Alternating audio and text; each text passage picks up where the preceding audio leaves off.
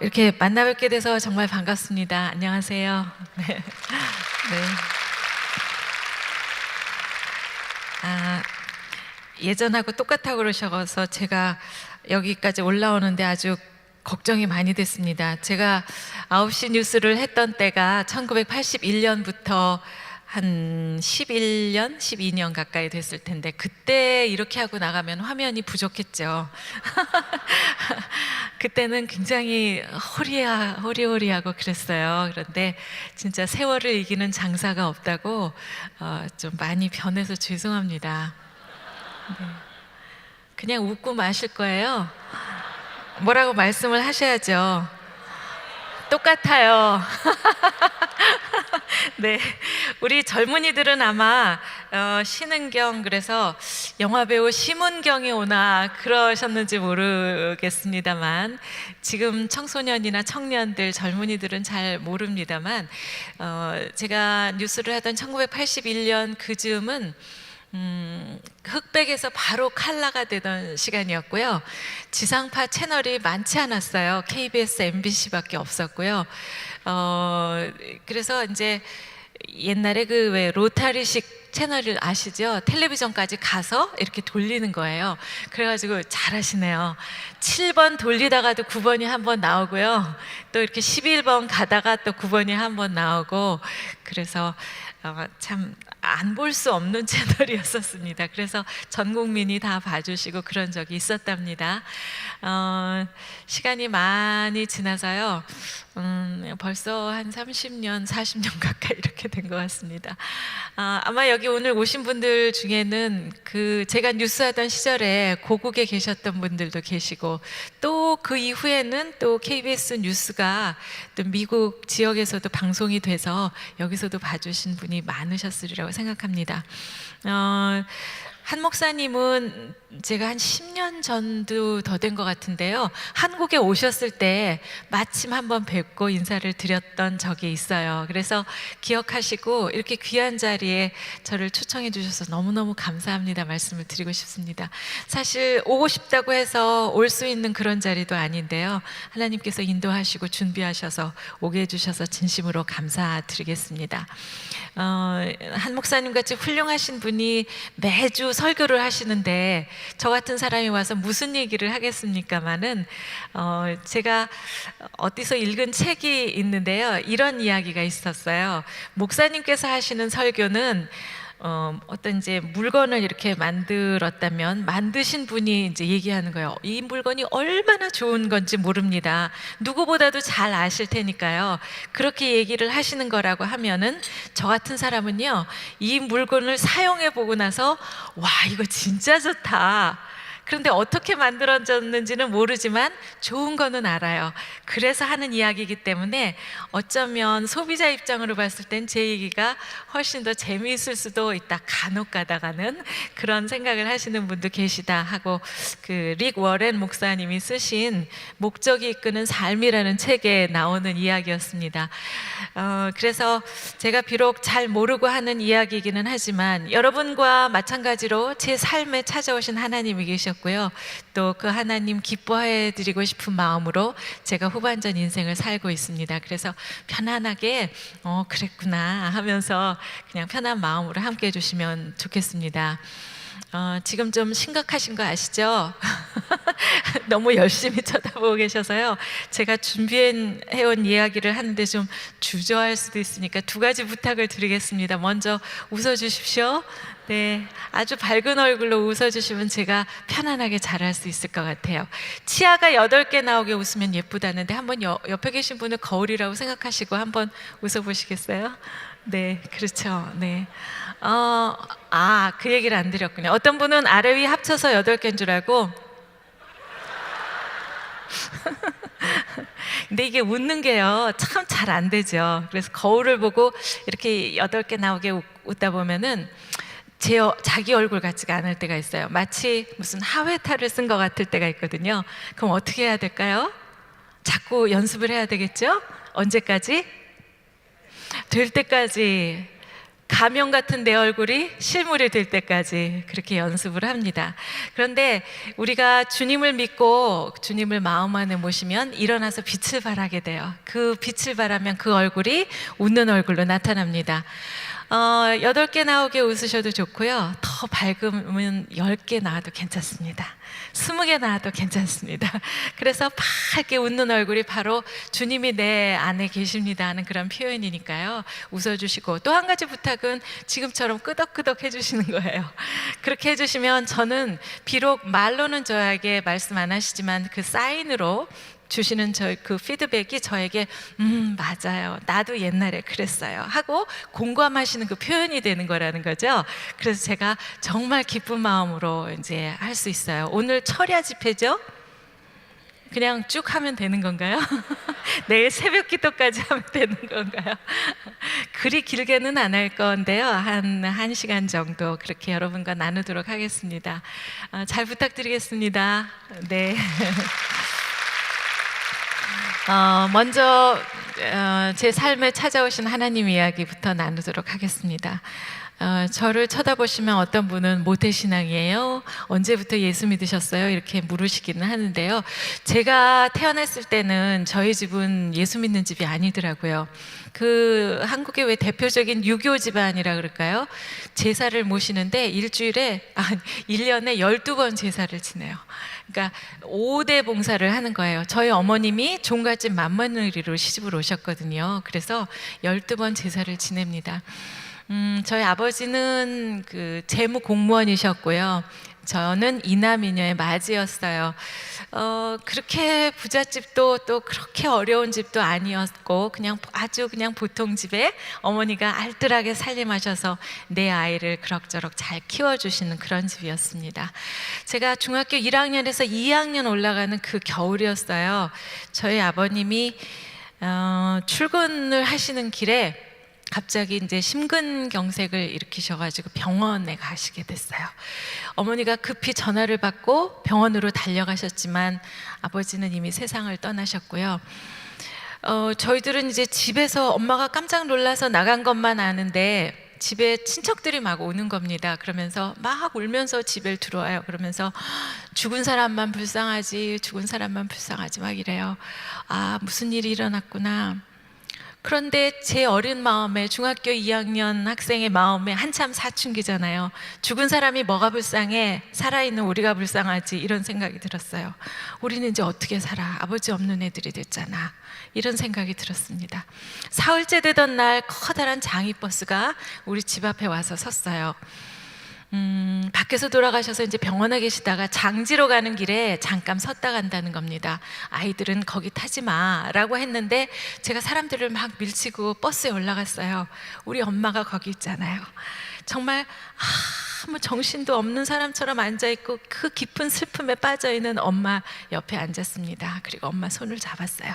그리고 마음속으로 엄마에게 말하면서 그것이 이제 제 인생의 결심이 됐어요. 엄마, 오늘은 너무 슬프지? 그렇지만 걱정하지 마. 내가 열심히 공부하고 훌륭한 사람 돼서 엄마 기쁘게 해줄게. 이렇게 엄마 손을 잡고 이제 결심을 했습니다. 그렇게 생각은 했지만 저는 원래 말소리도 작고 좀 수줍어하고 그런 사람이었어요. 그런데 그 며칠 있다가 학교를 돌아갔는데 학교가 완전히 세상이 달라진 거예요. 제가 옛날처럼 그렇게 조용히 얌전히 앉아있으면 사람들이 제가 아버지가 돌아가셔서 저렇게 불쌍하게 앉아있구나 라고 생각하면 어떡하지? 하는 생각이 들었어요. 그래서 제가 완전히 180도 다른 사람으로 막 제 나름대로 변신을 했습니다. 수업 시간에 장난치고 옛날에 왜 저 라면같이 생긴 과자 기억나세요? 어머나, 그거 아세요? 라면 땅, 그거를 책을 이렇게 펴놓고 그 밑에서 이제 수업 시간에 먹는 거예요. 뭐 그런 거 친구들하고 장난치고 선생님 흉내내고 뭐 제가 할 수 있는 한 가장 나쁜 짓들을 하면서 그렇게 아무렇지도 않은 척하고 이제 하루를 낮을 보내요. 그리고 밤에 가서는 일기장에다가 제 그 힘든 거를 또 다 이렇게 꺼내서 써놓고 이런 일을 했습니다. 그러니까 사춘기 소녀여서 그랬는지 정말 저에게는 힘든 시간이었었어요. 그때 저희 어머니께서 신기한 일을 한 가지를 하셨어요. 우리 사남매를 교회를 가라 그러시는 거예요. 아까 말씀드린 대로 저희 어머니는 종갓집 맏며느리라서 12번 제사 지내는 그 4대 부집 며느리인데, 아마 이런 생각이 드셨나 봐요. 우리 내 아이를 도대체 어떻게 키울까? 나는 나가서 일도 해야 되는데 어떻게 하면 우리 아이들이 훌륭한 사람이 될까 생각해 보니까 어떤 분이 교회라는 데를 보내면 목사님께서 좋은 말씀을 해주신단다. 그러면 아이들이 옆길로 가지 않고 잘 자랄 수 있을 것 같아 라고 했던 모양이에요. 말하자면 하나님 어린이집에다가 우리들을 갖다 맡기신 겁니다. 아주 탁월한 선택을 하셨어요. 그래서 교회를 가게 됐습니다. 교회를 가니까요, 맛있는 음식이 많아요. 여러분들도 주일에 맛있는 음식 주시나요? 네, 무슨 때만 되면 뭐 먹는 게 그렇게 많아요. 그리고 저는 찬송이 너무너무 좋았었어요. 지금도 찬양을 막 해주시면서 은혜로운 시간 가졌습니다만 찬송가가 너무 좋았고요. 지금도 찬양을 들으면 왠지 그냥 눈물이 날 때가 이렇게 많고 그랬습니다. 그런데 지금 생각하면 제가 살아계신 하나님 아버지를 그때 만나 뵙지는 못한 것 같아요. 왜냐하면 중학교 때 그렇게 교회 생활을 했지만 또 고등학교 들어가느라고 뭐 바쁘다고 교회를 안 가고, 대학 준비하느라고 또 세상에 나와서 아나운서라고 이름 알리느라고 너무 긴 시간 동안 하나님 전에 발을 들여놓은 적도 없었던 사람인 것처럼 그렇게 하나님을 잊고 오래오래 살았습니다. 그러다가 이제 81년에 아나운서가 됐고요. 제가 KBS 아나운서 8기라고 그래요. 이제 그 기수대로 하면 81년부터 시작해서 처음에는 주중에 이제 공동 앵커로 진행을 했고요. 또 마지막 한 5년 정도는 이제 격상을 해가지고 주말에 토요일, 일요일에 그 단독 진행을 했습니다. 그 당시만 해도 86년이면은 한참 옛날이니까 그 여성이 앞에 나와서 안녕하십니까, KBS 9시 뉴스입니다 라고 시작하는 그것 자체를 이상하다고 생각했어요. 어떻게 여자가 그렇게 인사를 시작하느냐 막 이러면서 일본의 요미우리 신문에서 막 취재하러 왔어요. 그 나라에도 그런 일이 없는데 막 그래서 많이 써주시고 그랬는데, 여하튼 그렇게 이제 뉴스를 쭉 하다가 92년에 영국으로 공부를 하러 가게 됐습니다. 정말 이렇게 점점 좋아져서 꼭대기까지 갔지만 가만히 생각해 보니까 어느 순간에는 이제 내려와야 되는 날이 있을 것 같더라고요. 그래서 박수 칠 때 떠나자 그래가지고 영국에 공부를 하러 가서 저널리즘 박사학위를 받고 돌아왔습니다.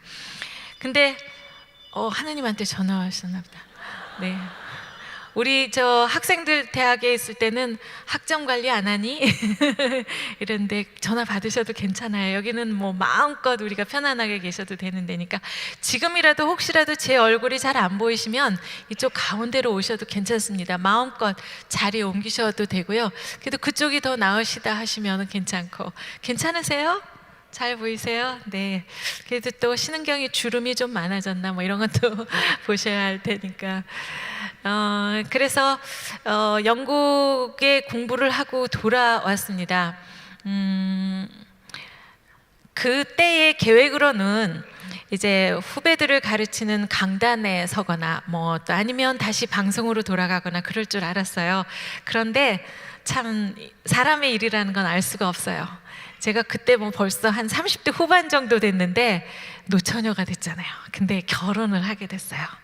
아시죠? 저 눈썹이 시커먼 그분, 제가 뭐 박성범 이렇게 얘기는 안 하겠습니다만, 네, 어디 계실 텐데. 어디 계세요?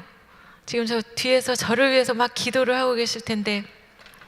네, 저쪽에 계시네요. 네, 고맙습니다. 제가 이렇게 하나님 사역을 하면 저 동행해서 같이 사역을 하시겠다고 꼭 같이 와주세요. 감사하게도 무슨 사역을 하시냐면 운전 사역을 해주세요. 아주 기쁜 마음으로 운전 사역을 해주셔서 감사드립니다. 제 결혼에 대해서 이제 우리 신앙 안에서의 형제 자매님들 계셔서 제가 꼭 그 의미를 좀 나누고 싶습니다. 잘 모르시는 분들은 뭐 누구랑 결혼한다 그러니까 막 잘을 대고 여기는 길고 여기는 짧고 또 뭐 저울에다 달아보시는 분도 계시고 그러시지만 제 남편이 모태신앙입니다. 네. 왜요? 안 그런 것 같아요? 딱 보면 모태신앙 이렇게 써있지 않습니까? 평안북도 선천이 고향이에요. 아시는 것처럼 그쪽은 왜 우리나라 기독교가 맨 처음 들어온 곳이라서 대한민국의 예루살렘이다 이런 이름도 또 붙어 있다고 하더라고요. 거기는 뭐 진짜 노는 물이 달라요. 아주 그냥 동네 분들이 다 예수 믿는 사람이에요. 말하자면 여기 플라톤이 전부 다 이 은혜 한인교회에 오신다 뭐 이렇게 생각하시면 되는 거죠. 지금 그렇게 하고 계신 거죠? 네, 오늘은 아마 늦은 시간이라서 조금 비울 수도 있지만 다 이쪽으로 오시는 걸로 저는 알고 있습니다. 그래서 평안북도 선천에서 태어났고 또 저희 시어머님이 제가 뵙지는 못했지만 아주 믿음이 좋으신 분이셨어요. 어린이집 유치원 교사하셨었다고 하더라고요. 그래서 집에서 그 풍금으로 찬송가를 많이 연주해줘서 찬송가가 아주 귀에 익은 사람이고요. 그 다음에 어머님 기도가 참 많이 쌓인 아들이에요. 그래서 지금도 잘 때는 찬송가를 꼭 틀어놔야 잠이 오는 사람이에요. 네, 모태신앙은 다 그러시잖아요. 아니에요? 저는 그렇게 알고 있어요. 그런데 그 모태신앙, 모태 하다 보니까 또 못하는 것도 또 많아요. 한 30여 년 동안 KBS의 특파원으로 워싱턴, 파리 이런 데서 일했고 하다 보니까 뭐 꼬박꼬박 주일 성수, 꼬박꼬박 성경 읽기, 꼬박꼬박 봉사활동하기 뭐 그런 것들이 그리 쉽지는 않았으리라고 저는 생각은 합니다만 간혹 모태도 있기는 합니다. 그런데 정말 중요한 것은 모태신앙이라는 분들은요 정말 놀랍게도 뭐라 그럴까요? 그 뼛속 깊이 하나님 자식이라 그럴까요? 아주 그냥 혈관에 흐르는 피가 하나님 아들이구나 그런 생각을 할 때가 많아요. 이제 결혼을 하고 저희 친정어머니가 또 놀라운 일을 하나 하십니다. 저에게 십자가 목걸이를 사주시면서 너는 예수 믿는 집에 시집갔으니까 남편 따라서 교회를 다녀라 그렇게 거의 명령을 하시더라고요. 왜냐하면 저희 어머니는 시집을 가니까 시어머님이 너는 종갓집 맏며느리니까 제사를 모셔라 그래서 그 말씀만 붙잡고 순종을 한 거라는 거예요. 그러니까 저는 예수 믿는 집에 갔으니까 당연히 남편 따라서 교회를 가라는 거죠. 말씀인즉 맞기는 한데 엄마는요 했더니 나는 알아서 할게 그러셨어요.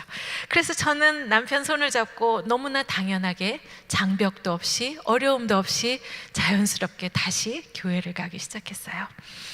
이제 제가 살아계신 하나님 아버지 만난 얘기를 좀 하려고 합니다.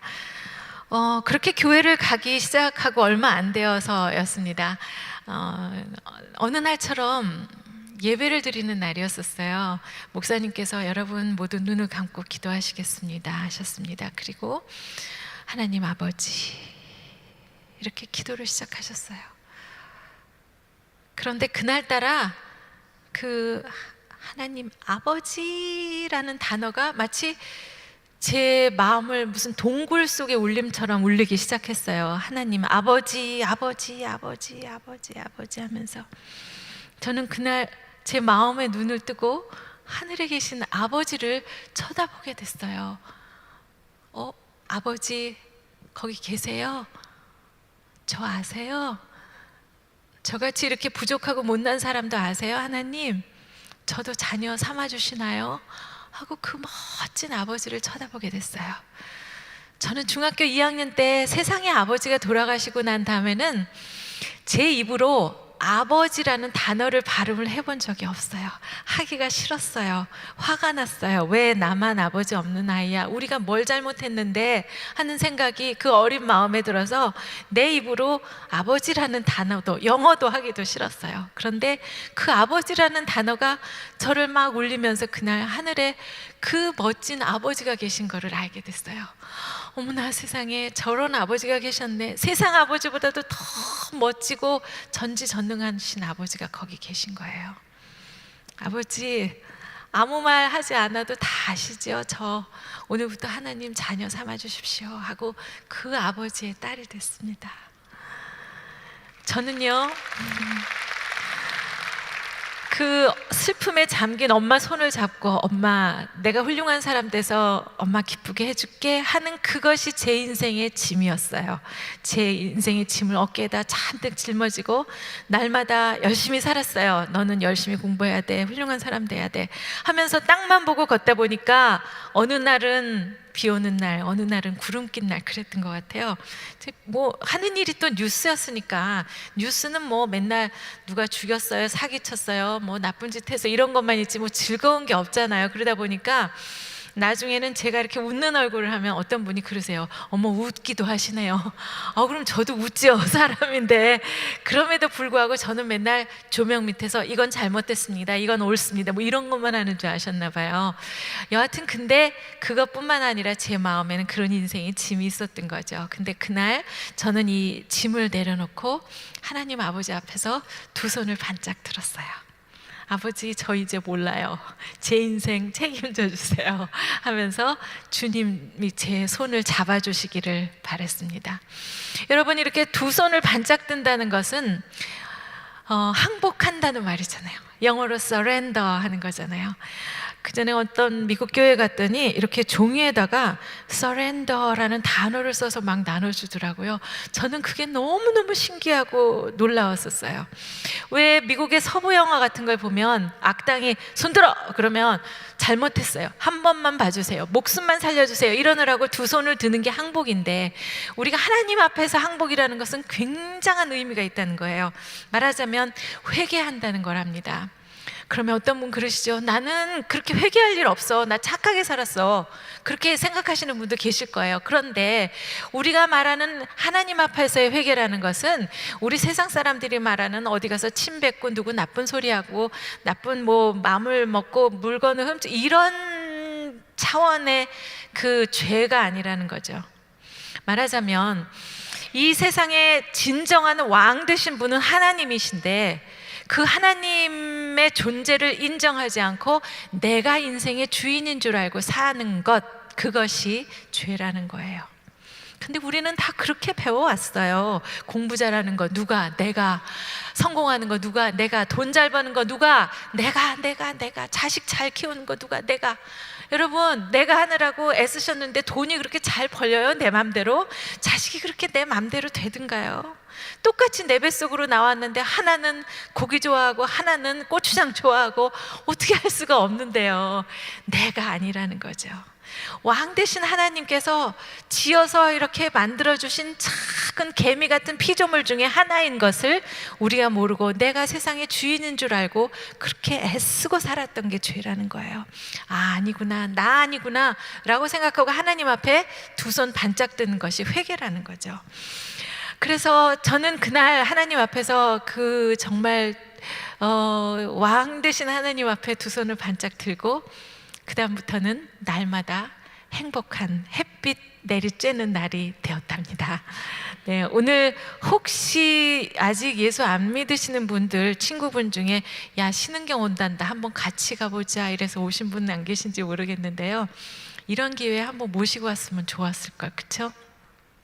아마 어디 계신데 막 손 들고 이런 거 싫어하셔서 말씀을 안 하실지 모르겠는데요. 근데 처음 오시는 분들한테는 이런 얘기가 하기가 조금 어렵습니다만, 뭐 아시는 대로 우리가 예수를 믿어도 또 시련과 고난은 또 오잖아요. 네. 그러면 이제 처음 오신 분들은 뭐야, 그러면 뭐하러 예수를 믿어? 라고 생각할지 몰라요. 그렇지만 옛날에 시련과 고난 왔을 때하고 예수 믿고 시련과 고난이 왔을 때하고 달라요.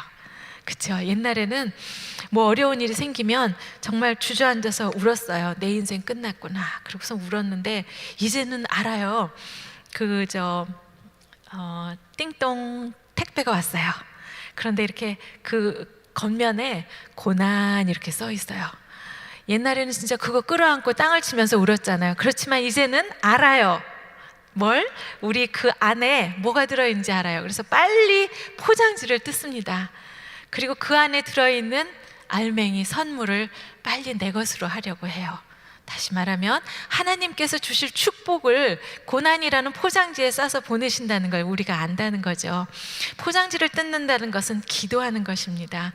찬송하는 것입니다. 말씀을 읽는 것입니다. 그러니까 빨리빨리 그 작업을 해야만 그 안에 있는 알맹이가 내 것이 된다는 거죠. 그러니까 너무나 다른 거죠. 옛날의 우리와 또 지금의 우리가 고난을 마주하는 그 모습은 너무나 다르다는 거예요. 그래서 그 다음부터는 물론 이제 보통 사람들은 고난이 언제 오는지 모르지만 뭐 온다 이렇게 생각하고 삽니다만, 제가요 옛날에는 제 남편이 이제 뉴스 앵커를 했지만 제가 결혼할 때 보니까 한쪽 발을 정치에다가 이렇게 들여놓고 있더라고요.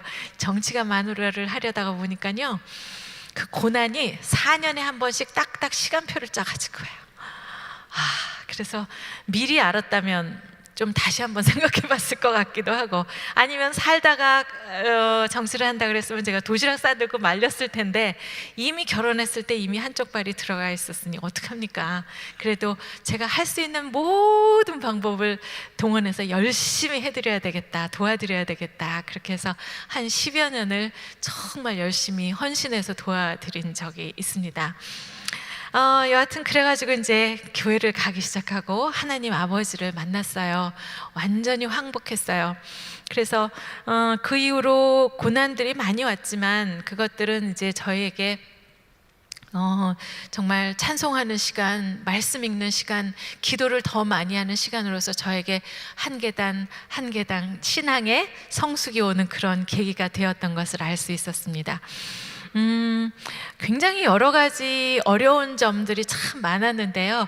뭐 그걸 일일이 다 말씀드리기가 너무 그렇습니다. 한 2박 3일을 해야 되는데 뭐 또 기회가 있으면 언제 와서 그 구체적인 실현의 이야기도 할 기회가 있으면 하겠습니다만, 여하튼 첫 번째 선거에서는 아무도 기대를 안 했어요. 우리가 당선될 거라고는. 왜냐하면 상대방이 굉장히 거물이셨거든요. 아버지도 하시고 아들도 하시고 그래가지고 뭐 정말 누가 와도 여기서는 안 된다 이랬었는데, 결론적으로 그 해에 서울에서 가장 최고 득표로 저희가 당선이 됐어요. 아마 하나님께서 우리가 하나님의 일을 첫 번째에 놓는 그걸 보셨던 것 같아서 어려운 일들이 많았지만 무엇보다도 첫 번째 자리에 하나님의 일을 이제 맨 위에 올려놨어요. 그래서 아마도 하나님께서 그 마음을 받아주시고 또 그 나머지 일들을 알아서 다 해주시기로 그렇게 마음을 잡수셨던 것 같아요. 그래서 모든 사람의 기대를 뒤집고 저희가 당선이 됐어요. 근데 그 당시에 그 자리에 이렇게 보내는 사람도 되리라고 보내지를 않았대요. 나중에 알고 보니까. 그래서 그럼 왜 거기 떨어질 대로 왜 보내셨어요? 그랬더니 가서 열심히 싸워라, 그리고 장렬하게 전사하라 그러면 나중에 상을 주겠다, 뭐 그런 거였다 그러는데 그만 덜커덕 당선이 돼버린 거죠. 그래서 그때 이런 얘기를 했습니다. 제 남편이 이제 유세를 하고 연설을 하는데, 여러분 그동안은 배지 달아주면 저쪽 멀리 가서 이제 코빼기도 안 보이는 게 국회의원인 줄 알았는데, 제가 여러분 곁에서 기쁠 때나 슬플 때나 함께 있겠습니다, 생활 정치하겠습니다, 섬기겠습니다, 뭐 이런 얘기를 했대요. 그래서 약속한 대로 4년 내내 열심히 했어요. 제가 96년에 남편이 당선되고 그리고 얼마 있다 제가 아기를 갖게 됐는데요. 저희는 이제 기쁠 때나 슬플 때나 주민들 곁에 있어야 되니까 초상집에 날마다 가야 될 일이 생겼어요. 근데 아기가 배 안에 있는데요, 아무리 예수 믿어도 아기 뵌 사람이 날마다 초상집 가려니까 마음이 참 힘들더라고요. 그런데 어떡합니까? 하루 이틀이라야지 안 가죠. 그래서 아기에게 얘기했어요. 아가야, 우리 엄마 아빠는, 너의 엄마 아빠는 이런 사람이야. 우리 주민들의 기쁠 때나 슬플 때나 같이 하는 사람이니까 엄마 손 꼭 잡어. 그래, 위로하러 같이 가자 이러면서 초상집에도 가고요. 그렇게 했습니다. 그럼에도 불구하고 두 번째 선거에서는 똑 떨어졌어요. 그때 저희가 배운 말씀은 범사에 감사하라. 아이고 참, 그러나 배운 대로 해야 되지 않겠어요? 그래서 하나님 감사합니다, 떨어뜨려 주셔서 감사합니다, 그렇게 기도를 했습니다. 그 당시에는 모르겠어요. 뭐 떨어뜨려 주셔서 감사할 게 뭐가 있겠어요. 나중에 노래를 들으니 장미꽃도 감사, 장미꽃 가시도 감사라고 맞기는 맞습니다만 그 당시에는 그게 뭔지 모르고 이제 그렇게 기도를 했는데 나중에 보니까 정말 그 감사할 일들이 생겨나더라고요. 우리가 좋은 일이 있을 때는 주변에 사람들이 막 많아요. 그래서 인기가 좋은가 보다 이렇게 생각했어요. 그런데 선거에 떨어지고 나니까 사람들이 썰물처럼 빠져나가기 시작합니다. 그래서 하나님이 사람 믿지 말라고 하셨구나. 그런데 더 중요한 일이 있었습니다. 그렇게 사람들이 빠져나가는데 여전히 우리 곁에 있는 사람들이 있었어요. 이분들이야말로 진정한 우리의 친구로구나 하는 걸 깨달을 수가 있었어요. 그러니까 어려운 일을 당하면 그게 좋더라고요. 알곡과 가라지가 구별이 돼요. 바람이 한번 휙 부니까 가라지는 다 날아가고 알곡만 남아 있었습니다. 그래서 배지는 없었지만 열심히 또 봉사를 했더니 세 번째 선거가 다가왔어요. 그때는 하나님께서 더 중요한 걸 가르쳐 주셨어요. 통치하시는 분은 하나님이시다. 네. 왕 되신 하나님을 다시 한번 생각하라. 왜 보통 우리가 뭐 선거를 하던 사업을 하던 이렇게 찾아가서 굽신굽신하고 한 표만 주세요, 뭐 이것 좀 사주세요 이렇게 하시잖아요. 근데 하나님께서 그러셔요. 너 사람들한테 가서 그렇게 굽신거리지 마라. 하나님 앞에 한번 무릎 꿇어. 그러면 100명 붙여줄게. 또 한 번 무릎 꿇어라. 그러면 1000명 붙여줄게. 그래서 하나님과 너의 관계를 분명하게 하고 그 다음에 너의 이웃을 만날 때는 네 몸처럼 주님 만난 것처럼 그렇게 섬겨라. 이렇게 명령을 해주셨어요. 그러니까 첫 번째 이렇게, 그리고 두 번째 이렇게. 그런데 우리는 맨날 어떻게 해요? 거꾸로 하잖아요. 하나님, 저 지금 사업이 지금 막 기가 막 돌아가고 있는데요, 잠깐만 기다리세요. 제가 돈 많이 벌어와가지고 헌금 많이 할게요. 또 우리 애가 지금 이제 유명한 대학에 붙을 그 참에 있어요. 하나님, 제 여기만 붙으면 그걸 가지고 하나님께 영광 크게 드릴게요. 막 이제 그러면서 잠깐만 기다리세요. 얘 주일 예배 못 드려도 봐주세요. 공부해야 돼요. 학원 가야 돼요. 그렇게 거꾸로 한다는 거죠. 그래서 첫째 우리가 할 일이 무엇이고 그 다음에 할 일이 무엇인가를 가르쳐 주셨어요. 그때 사실 굉장히 어려운 상황이어서 어려웠지만 서울에서 뭐 한 2명 그 같은 당에서 될까 하는 그때 모든 사람의 기대와 달리 당선이 됐어요. 그래서 하나님께서는 정말 사람들이 이렇게 될 거야 라고 했을 때하고 달리 또 어려울 거야 라고 생각했던 거하고는 너무나 다르게 하나님의 뜻대로 그리고 그분의 가르침대로 따라할 때에 이렇게 역사하시는 것을 보게 됐습니다. 테이프를 조금 빨리 돌려야 될 것 같아요. 그렇게 세 번째 선거에서 당선이 되고 나서 좀 어려운 일이 저희에게 있었는데요. 그 중에 하나는 저희 어머님이 췌장암 진단을 받으신 거예요. 뭐 암 중에서도 제일 어려운 암이라고 했는데 정말 그렇게 갑자기 그렇게 어려운 암이 걸리실 줄 몰랐죠. 그런데 정말 너무나 열심히 기도했어요. 하나님, 우리 엄마 좀 낫게 해주세요. 그리고 생각해보니까 어머니가 저 아직 예수님을 영접을 안 하셨잖아요. 그래서 급하게 정말 목사님 모셔서 병상에서 예수님을 영접하시게 됐어요. 그리고 기도했어요. 하나님, 우리 엄마 낫게 해주세요. 그러면 세상이 다 못 낫는다고 하는 이 병 낫게 해주시면 엄마 손잡고 전국에 전 세계 어디든지 제가 다니면서 엄마하고 간증할게요. 하나님이 살리셨다고 내가 간증할게요 하면서 아무리 기도를 했는데요, 뭐 의사 말로는 3개월, 뭐 많이 길어야 6개월 그랬는데 1년 동안 투병하셨어요. 그리고 세상을 떠나셨어요. 그런데 어머님이 세상 떠나셨다고 제가 간증 안 하나요? 아니잖아요. 그래서 그래도 그 어려운 가운데 어머님이 예수님 영접하셔서 하늘나라 가신 거 너무너무 감사하고요. 그 1년 동안 정말 어느 때보다 더 많이 기도하고 더 많이 찬양했고 어머님 병상에서 그 말씀 읽어드리고 그랬던 거 생각하면 그것이 너무나 축복이었던 것 같은 그런 생각이 듭니다. 그리고 나서 이제 네 번째 선거가 다가왔는데 다음 이제 현역 의원이잖아요, 남편은. 그래서 선거에 출마를 해야 되는데 공천을 줘야만 이제 다음 선거에 나가거든요. 근데 공천을 안 주고 뭐 무슨 전략 공천인가 뭐 이렇게 해요. 전략 없어요. 그런데 그렇게 기회를 안 주더라고요. 그래서 당사자는 그냥 당의 결정이니까 수긍을 하고 이제 주저앉았는데 이 마누라가 그런 게 어딨냐 이런 생각이 들었어요.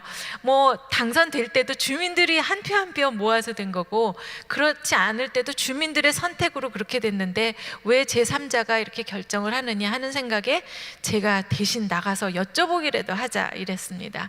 그런데 결과는 똑 떨어졌어요. 또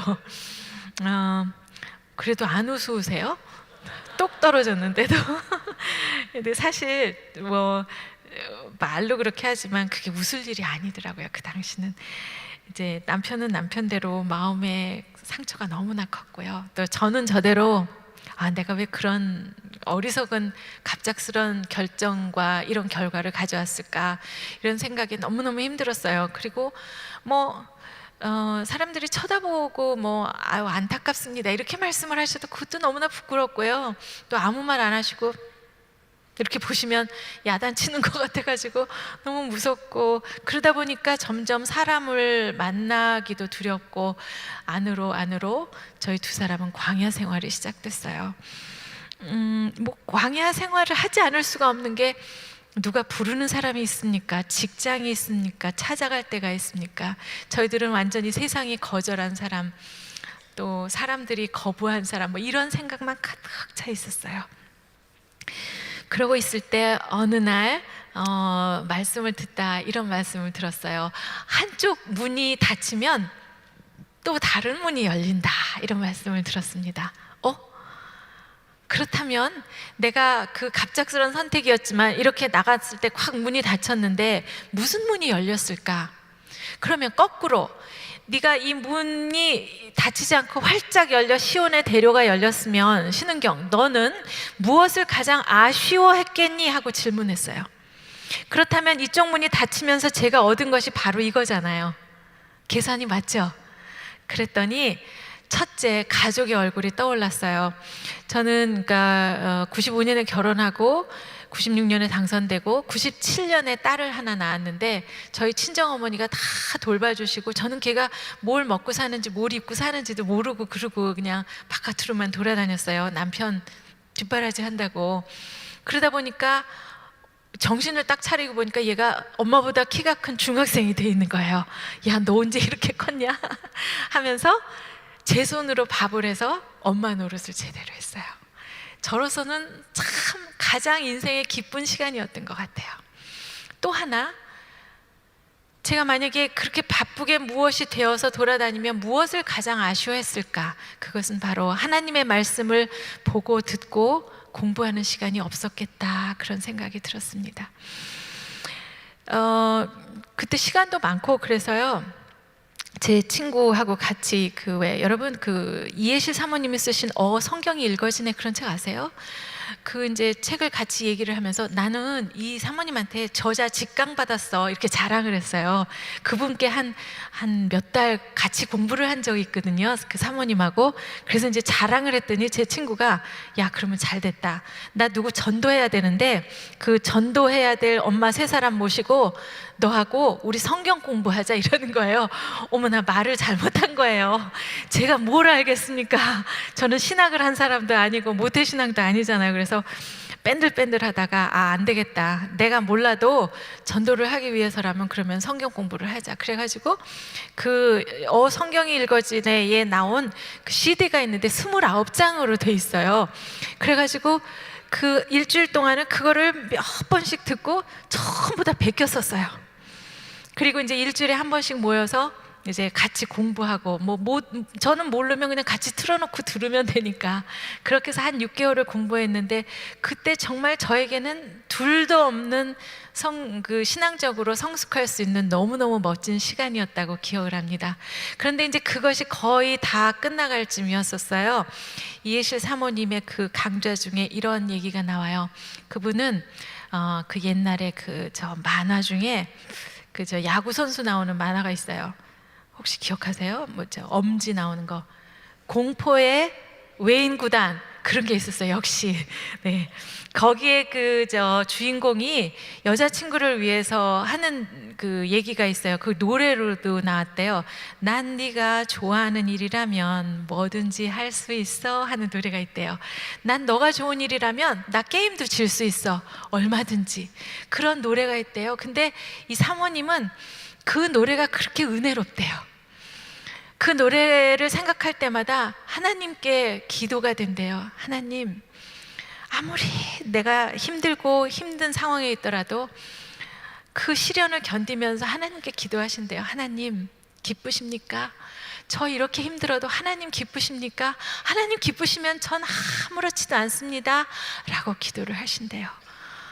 그거를 들으면서 이 시련과 고난 가운데 있는 제 입장을 생각하게 됐어요. 그리고 묵상 가운데서 하나님의 음성이 들렸습니다.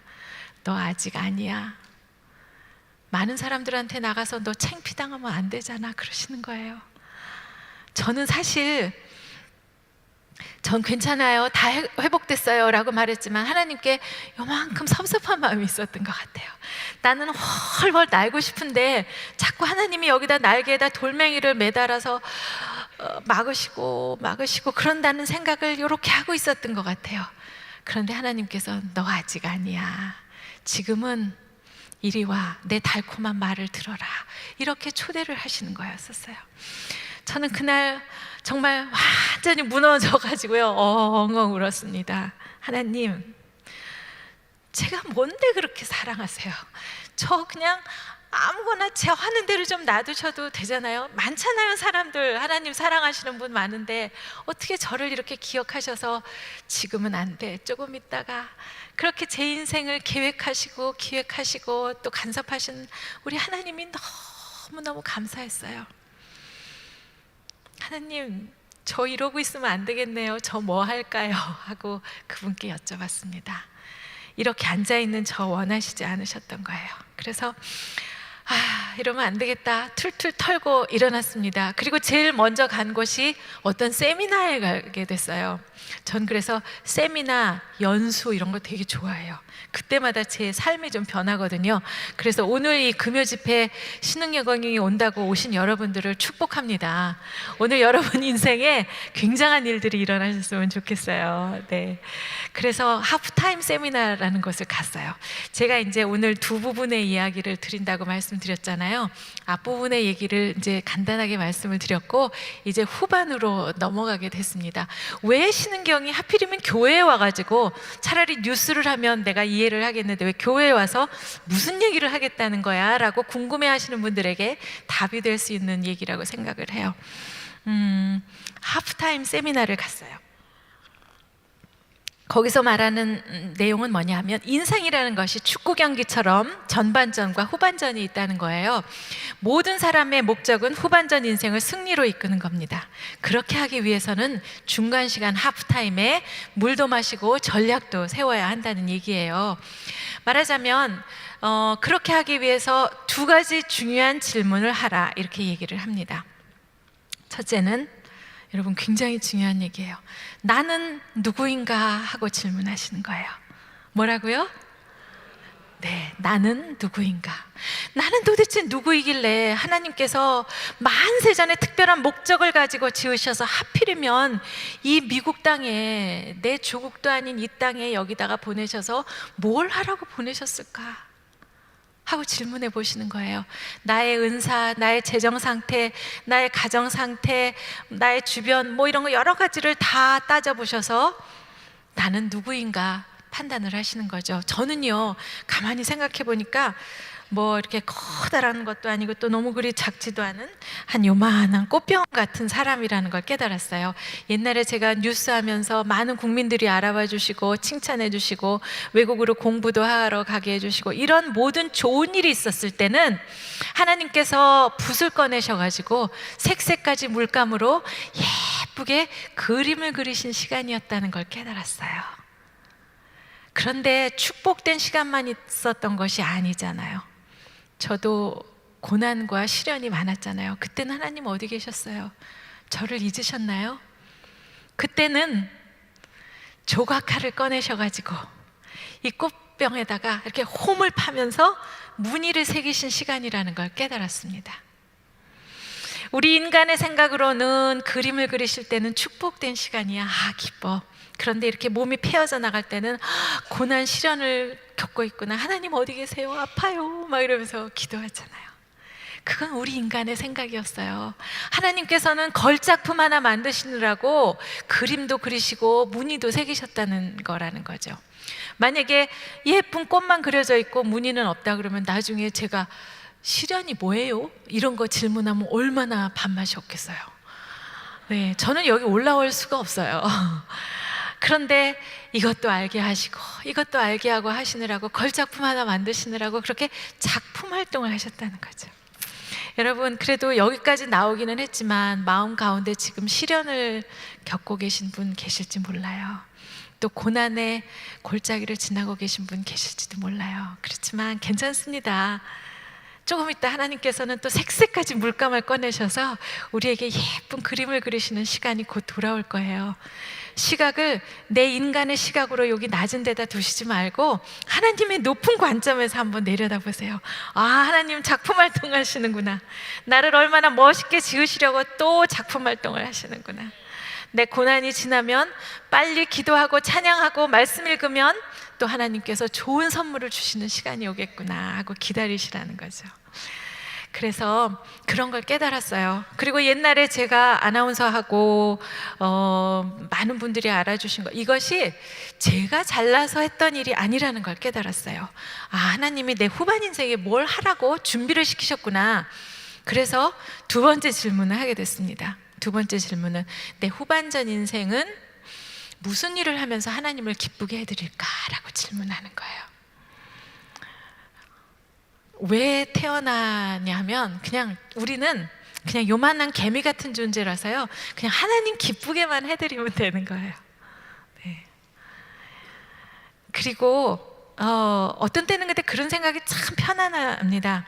우리가 개미 같은 존재라서. 왜 여러분 주변에 잘난 척하는 사람 없으세요? 저는 그 잘난 척하는 사람 보면은 그렇게 생각해요. 아유, 똑같은 개미인데 뭘 저렇게 잘난 척하냐. 그러면 그렇게 마음이 편할 수가 없어요. 네. 그리고 왜 똑같이 연극 무대에서 잠깐 동안 연극하고 내려가는 게 인생이잖아요. 그런데 어떤 사람은 이제 그 금빛 옷을 입고 막 임금 역할을 해요. 근데 이 사람은 삼류 배우예요. 그래가지고 대사가 없어요. 그래서 그냥 이리 오너라 이거 하나밖에 없는데 번쩍번쩍한 멋있는 옷을 입고 나오잖아요.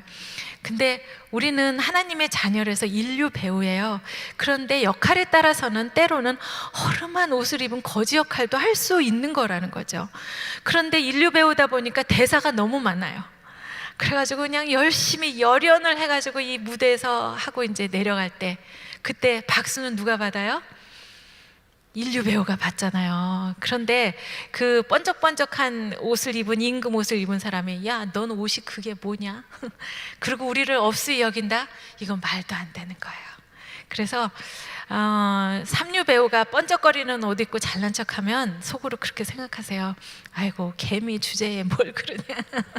이렇게 생각하고, 나는 아름다운 하나님의 자녀이니까 나는 인류 배우다, 이렇게 생각하시면 좋을 것 같습니다. 그래서 그렇게 이제 생각하면서 하나님 기쁘게 하는 일에 이제 두 번째 그 목적을 세우는 거예요. 그렇게 하다 보면 이제 결론으로 내 인생 사명이 나타나는 겁니다. 하나님께서 옛날에 좋아했던 그 일들을 다 후반전 인생에 무엇을 하라고 저에게 준비시켜 주셨다는 걸 깨닫게 됐어요. 그래서 이제 다음 순서 인생 사명 선언서를 쓰는 거예요. 인생 사명, 라이프 미션을 깨달아서 선언서, 스테이트먼트를 이렇게 진짜로 손으로 쓰는 거예요. 저는 깨달았어요. 이 성경 안에 있는 너무나 많은 말하기에 대한 명령이 있습니다. 아, 이건 내가 해야 되겠구나 깨달았어요. 그래서 하나님, 제가 하겠습니다. 성경을 바탕으로 한 말하기를 연구하겠어요. 그래서 책도 쓰고요, 강연도 하고요, 방송에도 나가겠어요. 어떤 사람을 대상으로? 이 신앙 안에서 형제자매님들, 또 뭐 청소년들, 청년들, 여성들, 직장인들, 제가 어디든지 가서 얘기할 거예요. 그래서 어떻게 할 건데? 그분들의 삶을 변화시키고 싶어요. 이렇게 인생 사명 선언서를 썼어요. 옆에 계신 분이 한마디 했습니다. 뻥이야. 너가 무슨 방송을 하냐? 누가 너 책을 쓰라 그랬어? 네, 뻥이에요. 그런데 어느 책을 보니까 그것을 거룩한 뻥이라고 그러더라고요. 왜? 내가 나 혼자 잘 먹고 잘 살려고 하는 게 아니라 우리 하나님 기쁘게 해드리려고 뻥쳤잖아요. 그러니까 거룩한 뻥이라는 거예요. 이것을 좀 더 전문적인 용어로 말하면 두 글자로 우리는 그것을 믿음이라고 합니다. 히브리서의 믿음은 네, 바라는 것의 실상이에요. 우리가 하나님 기쁘게 해드리고 싶어서 난 이거 하고 싶은데 라고 바라면 그것의 실제를 쓰는 거예요. 지금은 보이지 않아요. 그러나 마치 눈에 보이는 증거처럼 내가 무엇을 해서 하나님이 이렇게 해서 기뻐하시는 것을 쓰면 그것을 우리는 믿음을 가지고 쓴 것이라고 합니다. 그 이후에 놀라운 일들이 벌어졌어요. 방송국에서 저더러 간증 프로를 하러 나오래요. 거기 나갔어요, 라디오에. 그랬더니 또 텔레비전에서 보고 또 나오라 그러는 거예요. 거기 나갔습니다. CTS에 갔더니 그 프로가 끝나자마자 그 새로 개편되면서 하는 방송인데 그거를 하라 그러더라고요. 제 프로그램에 생긴 거예요. 그래서 아름다운 사람들인가 그거로부터 시작해서 그 왜 김상복 목사님하고 같이 하는 7천 미라클이라는 프로그램 혹시 보셨는지 모르겠는데요. 그 프로그램을 한 4년 정도 이렇게 진행을 했습니다. 그리고 어떤 출판하시는 분을 만났는데 제가 이런 계획이 있습니다. 그렇게 얘기를 했어요. 좋은 생각이에요. 우리 책 냅시다. 이렇게 됐어요. 그래가지고 책을 내려고 이제 가서 사인을 하러 갔어요. 그런데 이제 뭐 이렇게 서류를 들여다보고 있는데 이분이 하시는 말씀이 하나님 자가 나오면 베스트셀러는 안 됩니다. 이러더라고요. 그래서 제가 괜찮아요. 하나님이 주어인데 뭐 어떻겠어요? 나중에 진짜 이름을 이렇게 정말 사인을 하려고 그랬더니 또 그런 얘기를 하시는 거예요. 베스트셀러는 안 됩니다. 그때 제가 말을 잘못했어요.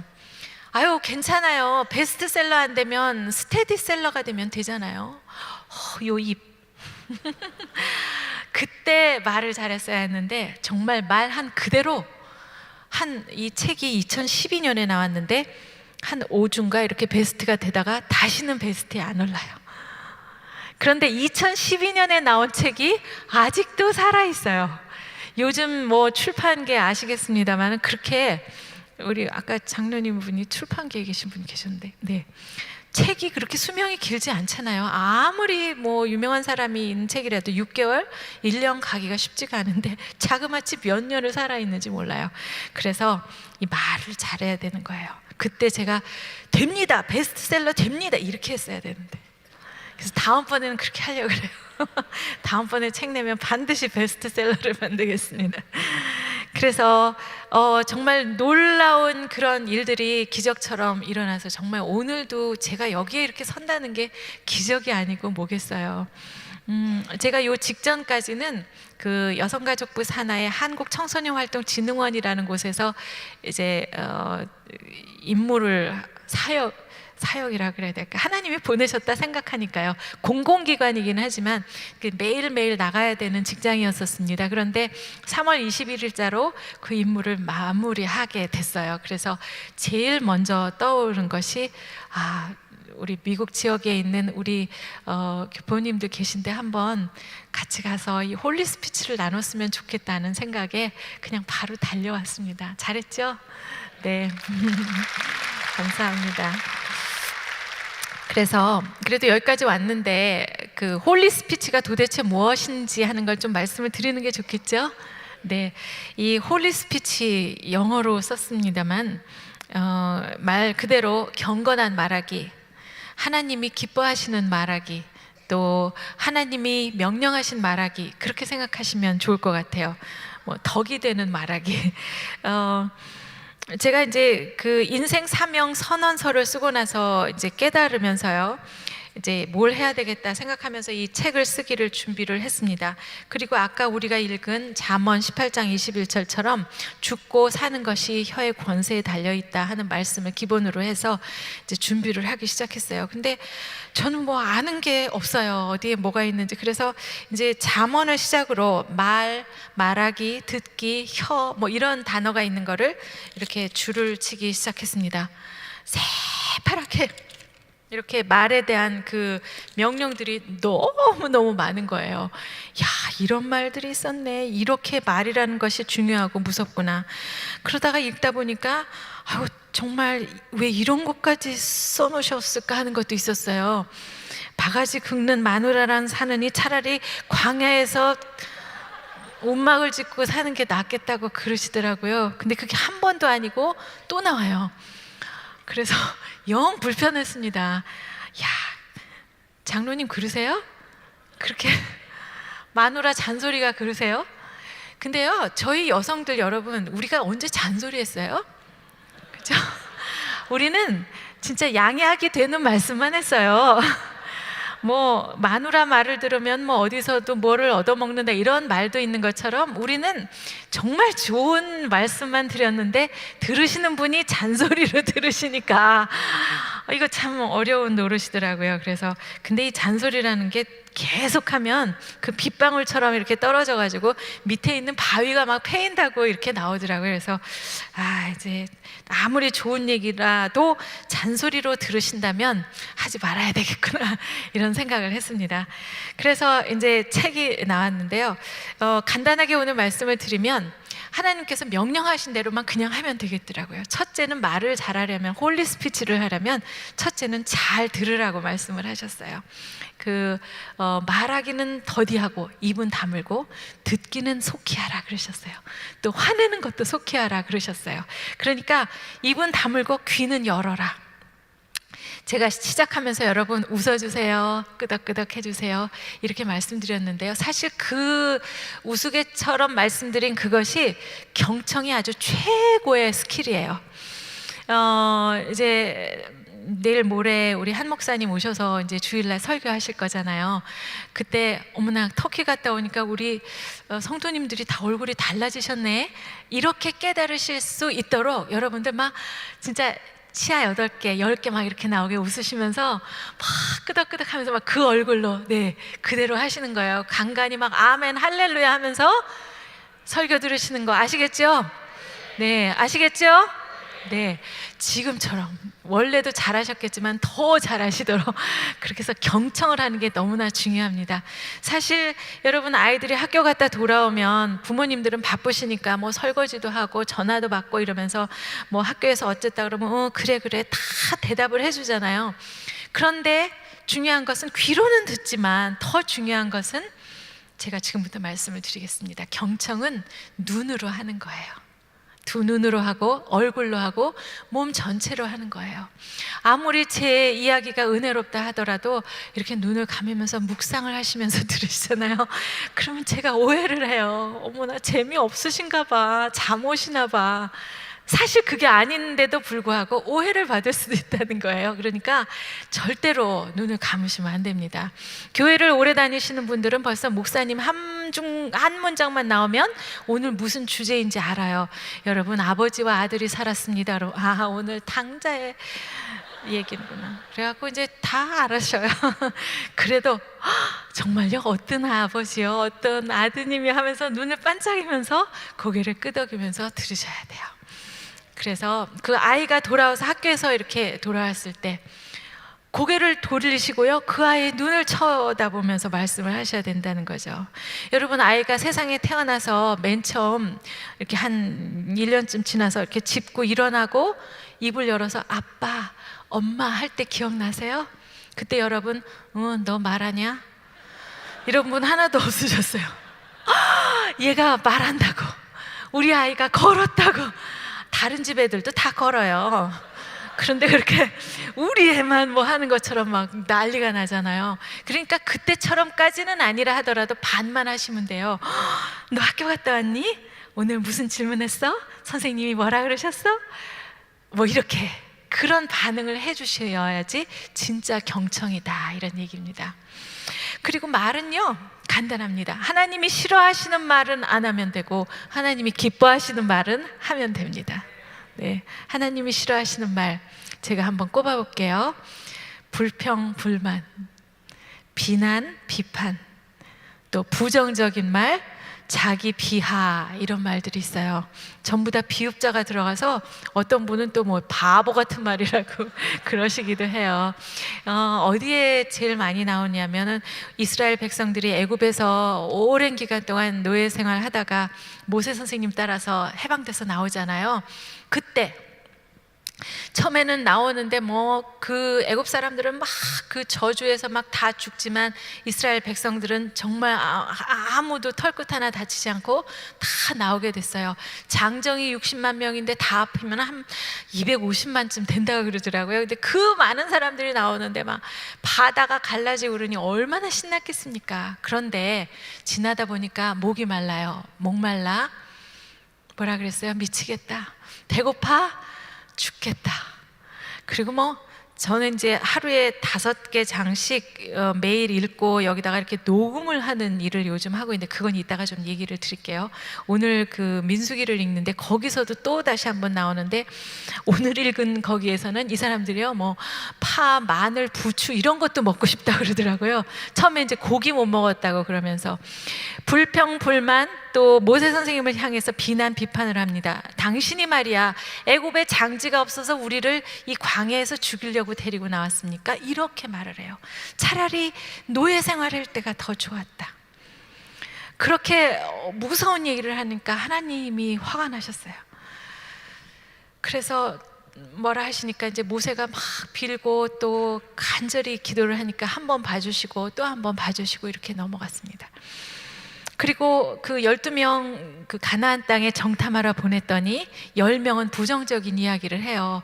포도는 맛이 있었지만 거기는 너무 무서운 사람이 있어서요 우리는 메뚜기예요 이랬어요. 그런데 2명만은 믿음의 말을 하지요.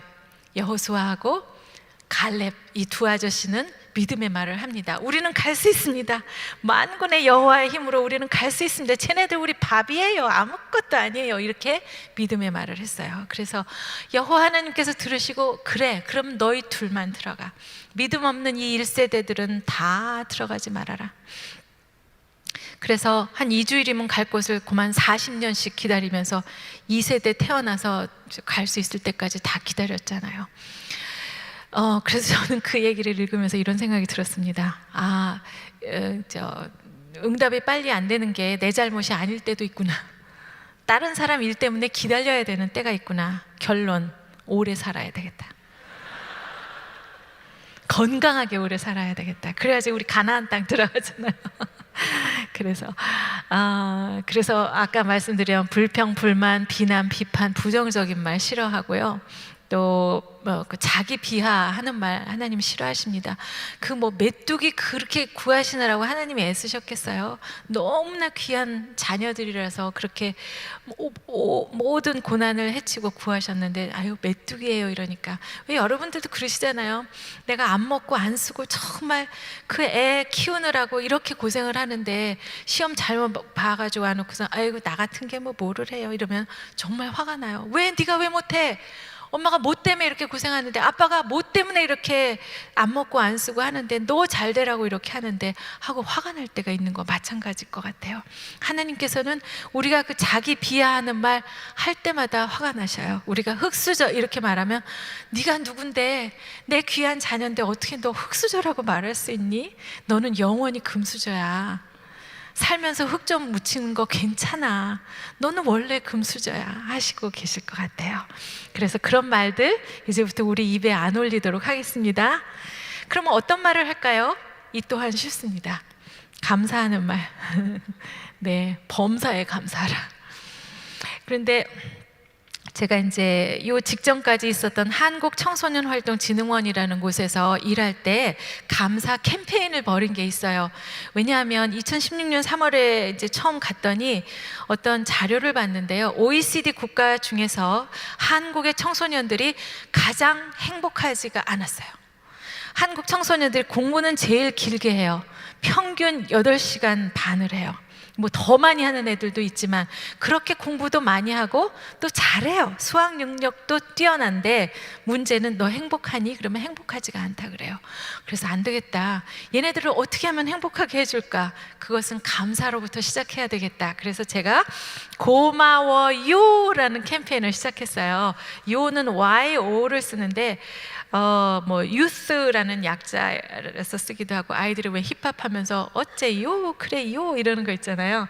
그래서 그걸 썼는데 진짜 힙합하는 아이들 말하기를 요새는 그런 거 안 한다네요.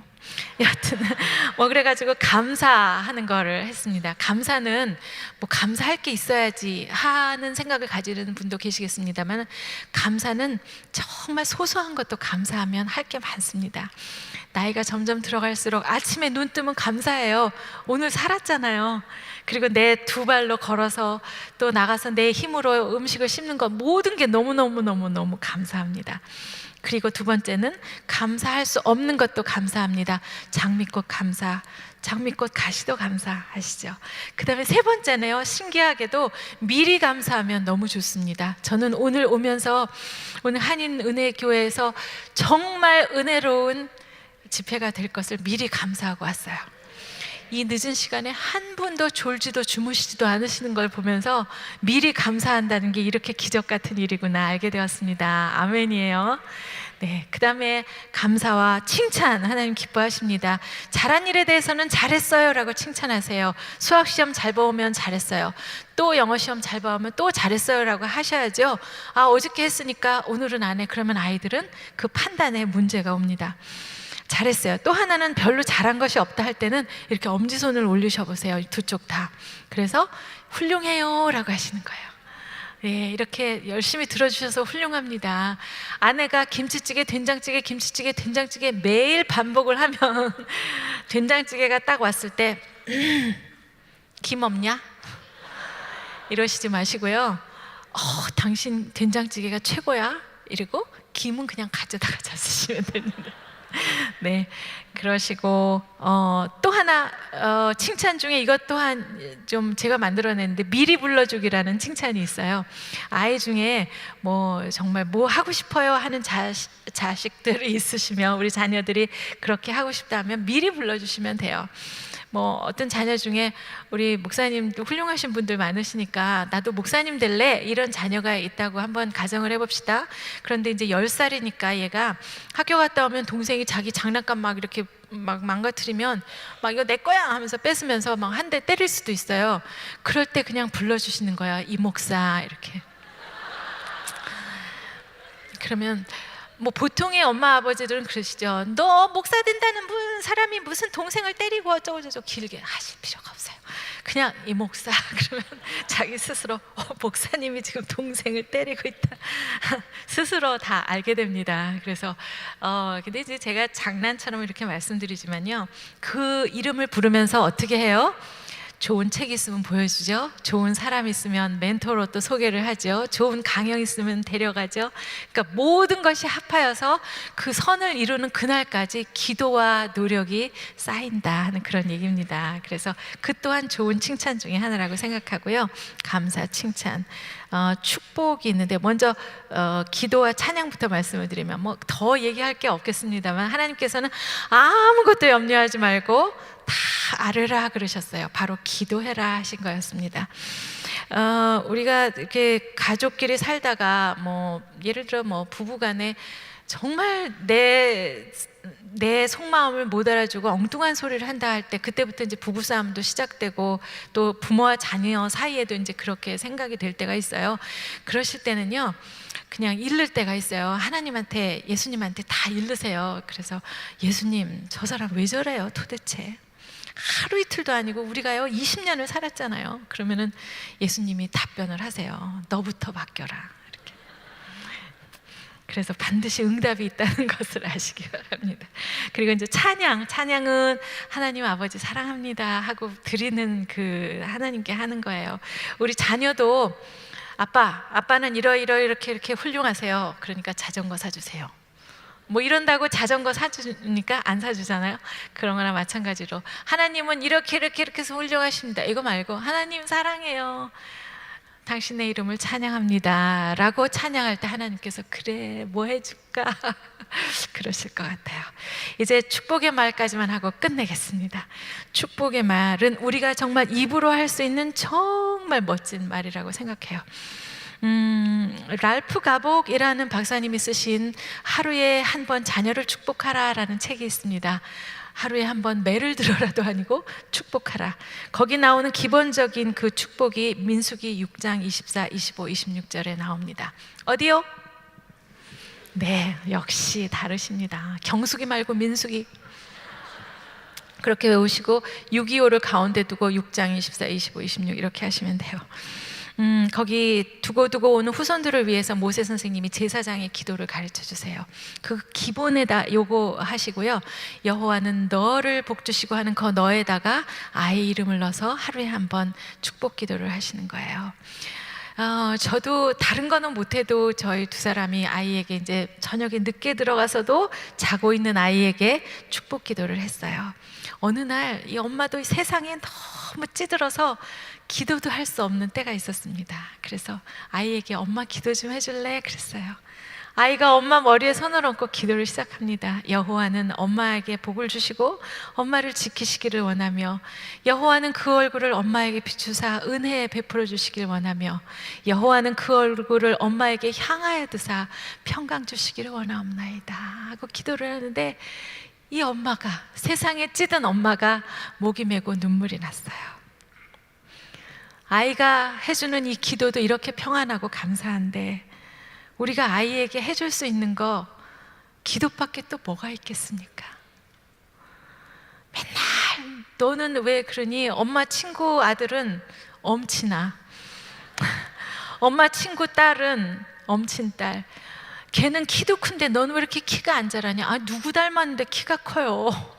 그리고 뭐 별걸 다 그러시는 분이 계세요. 근데 요즘 아이들이 너무너무 힘이 들어요. 한국에 있는 애는 한국에 있는 아이대로, 미국에 와 있는 아이들은 또 미국에 와 있는 아이대로, 집에 와서 부모님 걱정하실까 봐 말 안 하는 거 너무 많아요. 우리 엄마 아빠 저렇게 애쓰시는데 내가 학교에서 속상한 거 그거 다 말하면 우리 엄마 아빠 마음 찢어질 텐데 내가 뭐하라 그런 거 얘기하겠어 하고 말 안 한 거예요. 그 아이에게 너는 왜 공부 안 하니? 왜 남처럼 이렇게 안 하니? 그것보다는 하나님이 너 지키실 거야, 복 주실 거야, 걱정하지 마, 은혜와 평강이 하나님께서 너한테 있을 거야 하고 기도해 주신다면, 이제 여러분들 정말 우리가 할 수 있는 일 뭐겠습니까? 여호와 하나님이 지키신다는데. 그래서 우리가 입으로 할 수 있는 말은 정말 감사하고 축복하고 칭찬하고 기도하고 찬양하는 일이다, 이런 생각을 합니다. 제가 지금 4월이잖아요. 여러분 1월 1일부터 통독하기로 작정하셨죠? 성경 통독. 올해는 내가 몇 번을 할 거야, 적어도 한 번은 할 거야. 벌써 지금 힘들어지는 순간이 되셨을 거예요. 저도 1월부터 통독을 하는데 저는 녹음을 해요. 왜 이렇게 핸드폰에 카톡이라는 거 있죠?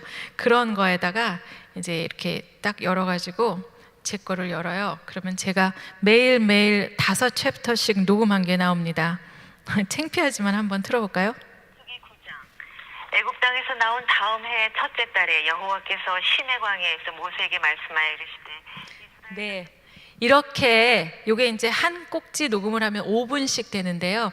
5챕터를 읽으면 한 25분, 그래서 뭐 5개 정도 이렇게 녹음을 합니다. 그래서 그 같이 읽는 친구들이 있어요. 아나운서 후배하고 이렇게 해서 서너 명이 해서 자기가 읽은 거를 숙제 내듯이 그 공동 카톡방에다가 이렇게 보내요.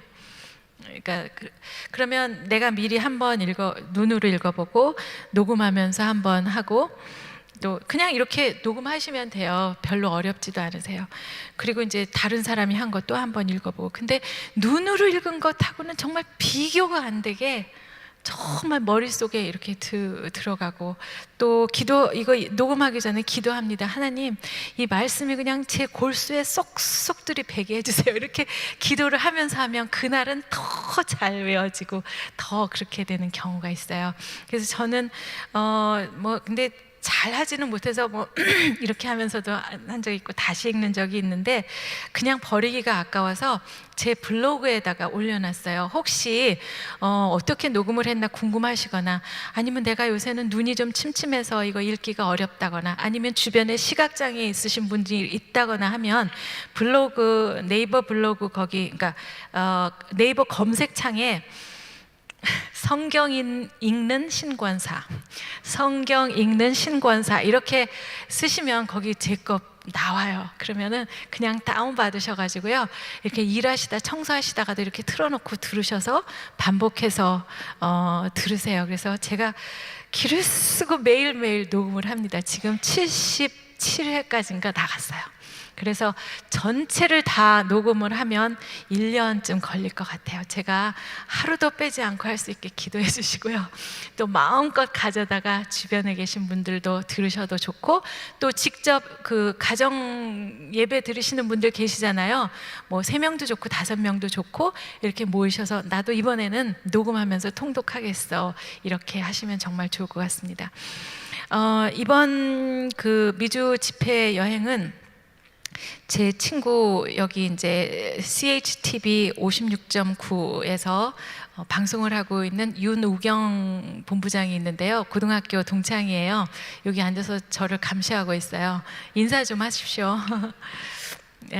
기독 여성 방송인들 연합의 이제 중심이기는 한데, 이번 기회에 여기 미국에서도 참 어려운 상황에 있는 청소년이 있다는 얘기가 들었어요. 그래서 얘기를 들었어요. 그래서 어렵고 공부는 잘 해놨지만 대학 가는 것이 어려운 그런 친구들에게 조금이나마 좀 도움이 되기 위해서 제가 다니는 집회 이렇게 설명해 드리고, 가능하면 그 마음들을 모아서 그 소외 청소년들을 도와주자 하는 마음이 이제 합해서 이렇게 진행이 되고 있습니다. 앞으로 저희 나눠드린 그 팜플렛에 몇 번 어디에서 집회가 있다는 것이 있으니까요. 혹시 친구분들 다른 지역에 사시는 분들에게 말씀해 주셔서 많이 참석해 주시도록 그렇게 말씀해 주시면 고맙겠습니다. 지루하지 않으셨어요? 네, 이제 마치고요. 하나님께 감사 기도하고 끝내겠습니다.